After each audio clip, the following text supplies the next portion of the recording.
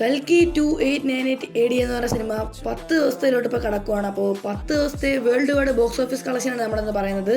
കൽക്കി 2898 AD എന്ന് പറയുന്ന സിനിമ 10 ദിവസത്തെ ഹിന്ദി ടോട്ടൽ കളക്ഷനായിട്ട് പറയുന്നത് 190 കോടിയാണ്. അതുപോലെ തന്നെ പ്രഭാസിന്റെ 6ാമത്തെ സിനിമയാണ് ഹിന്ദി ബോക്സ് ഓഫീസിൽ 100 കോടി അടിക്കുന്നത്. ഈ സിനിമയുടെ IMDb റേറ്റ് പറയുന്നത് 8.3 ആണ്. കൽക്കി 2898 AD എന്ന് പറഞ്ഞ സിനിമയുടെ 10 ദിവസത്തെ ഇന്ത്യ ടോട്ടൽ കളക്ഷനായിട്ട് പറയുന്നത് 555 കോടിയാണ്. ഈ സിനിമയുടെ 10 ദിവസത്തെ ഓവർസീ കളക്ഷനായിട്ട് പറയുന്നത് 203 കോടിയാണ്. അങ്ങനെ 10 ദിവസത്തെ ടോട്ടൽ വേൾഡ് വൈഡ് കളക്ഷനായിട്ട് പറയുന്നത് 758 കോടിയാണ്. ഈ സിനിമയുടെ ബഡ്ജറ്റ് പറയുന്നത് 600 കോടിയാണ്. ഈ സിനിമ ഇപ്പോൾ ഒരു ഹിറ്റ് ലിസ്റ്റിലാണ് തിയേറ്ററിൽ ഓടിക്കൊണ്ടിരിക്കുന്നത്. എന്തായാലും കൽക്കി സിനിമ തിയേറ്ററിൽ ബ്ലോക്ക് ബസ്റ്റർ ആവുന്നൊരു ഉറപ്പുണ്ട്. അതുപോലെ തന്നെ ഈ സിനിമയ്ക്കകത്ത് പ്രധാന വേഷങ്ങൾ കൈകാര്യം ചെയ്തത് പ്രഭാസ് ഉണ്ട്, അമിതാഭ് ബച്ചൻ ഉണ്ട്, ദീപിക പദുകോൺ ഉണ്ട്, വിജയ് ദേവരകൊണ്ട ഉണ്ട്, പിന്നെ ദുൽഖർ സൽമാൻ ഉണ്ട്, പിന്നെ വില്ലൻ വേഷം കൈകാര്യം ചെയ്യുന്ന കമൽ ഹാസൻ ഉണ്ട്, പിന്നെ മലയാളി താരമായിട്ടുള്ള ശോഭനയുണ്ട്. അങ്ങനെ ഒട്ടനവധി ക്യാരക്ടേഴ്സ് ഈ സിനിമയിലുണ്ട്.